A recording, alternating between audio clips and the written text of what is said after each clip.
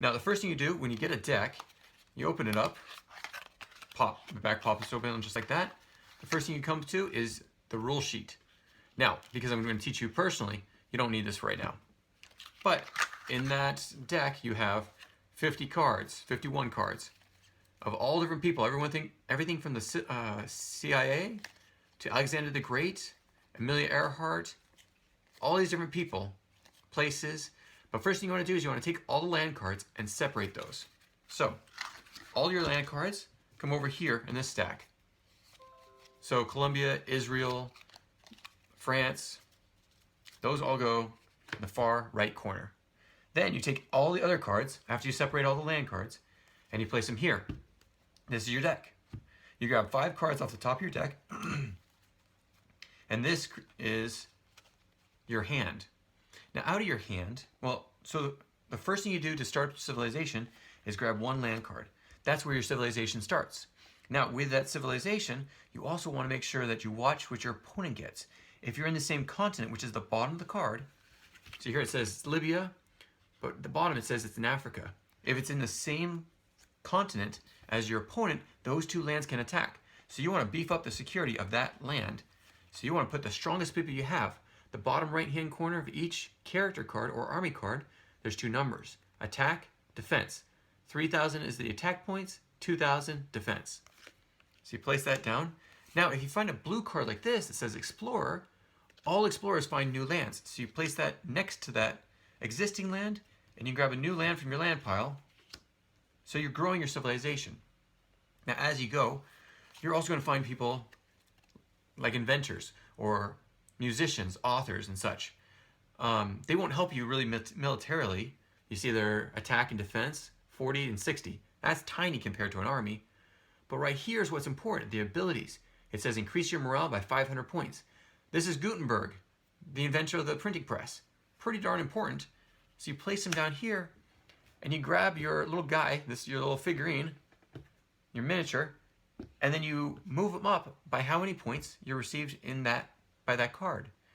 So I'm at 500 points. If I get to 800, I can actually start attacking my opponent. Basically, my army has to be happy enough with me to fight with me. But if you get up to, put this mark up to 3,000, you win the game. First way of winning is world peace. If you get to 3,000 morale points, you win the game just by the fact that your civilization is that happy with you. And that's done by all different types of people. So even James Madison gives you 400 morale points, and then he gives you a second ability at the same time. So all these different cards have their own abilities, so you want to read those abilities. Now, as you're getting close to 3,000, so let's say you're at 2,900. I'm going to get a little nervous. I would probably play something like the Donner Party. The Donner Party, basically your opponent loses 300 morale points. So if they played that on me, getting at 2,900 points, they would drop me down to 2,600 points. And I wouldn't be able to attack for 2 turns. Or if they played something like the Great Depression, the Black Plague, any one of these would bring down my morale and keep me away from winning using world peace. The second way of winning, though, is world domination, which I don't know about you, but a lot of boys especially love world domination. Funny enough, I have to add this. If a girl's playing against a boy and they're both first-time players, it's almost immediate. It's almost a definite that the girl will win first, because guys are, for some reason, we're wired for world domination. We want to take over the world. While girls and women are more likely to try to increase the morale of their people up to 3,000 points, and that's the faster way of winning. It takes about a half hour to an hour and a half to play for morale. If you play for world domination, it could actually take you 3 to 4 hours to play, much like the game of Risk. A lot of these game mechanics are just like the game of Risk. A lot of strategies are like the games of Pokemon, Yu-Gi-Oh!, Magic, games that are really popular right now, but using history, which is great. Now, say that I'm going to attack. Let's say my opponent has Morocco, so it's in Africa. They have an army and a politician. Highland Rhodes Rebels, great guy to learn about. First black senator right after the Civil War, way before segregation. Just putting that out there. So if I'm attacking from Libya and they're in Morocco, I'd count up the first number. I have 3,040 points. On the other hand, their defense points, like the Mongolian army, wasn't the best at defending. They were better at attacking. So their defense is 1,000. And the politician, that's not really going to help you much. He's at 120 points. So that's 1,120. So if I'm at 3,000 and he's at 1,000, obviously who wins? I do.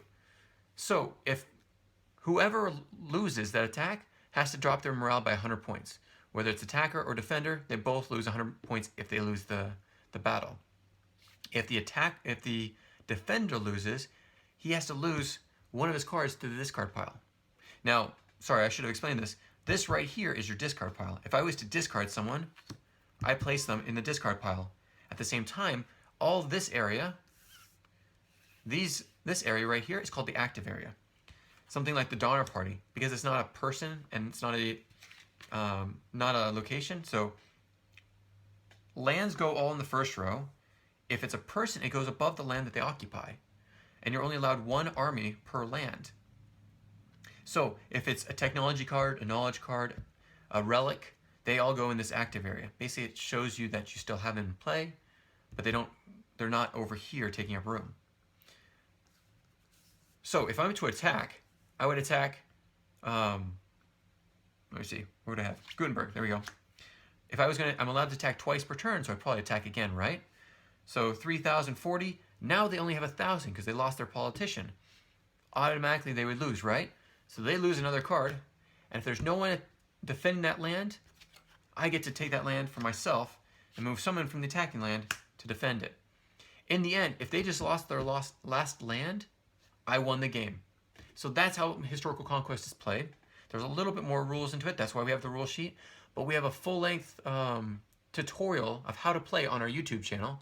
So basically, just put in the search bar Historical Conquest, and you'll get this whole thing, the whole channel, with not just tutorials on how to play and answering questions, but also like Minisode Monday. We talk about different things in history, different events, giving summaries of very interesting people, events that happen. Like right now, we're focusing on nuclear detonations that have happened, and how some of them have been catastrophic, much like the 2 nukes that were dropped in North Carolina.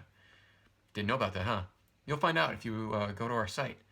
But this is Historical Conquest. This is just one way of replacing games that your kids are already playing with something that's very similar, but with so much more value to it. And tomorrow I'll tell you about where the value comes from, or the proof of the value. But thanks for joining us. I hope you have a wonderful day. Can't wait to see you tomorrow.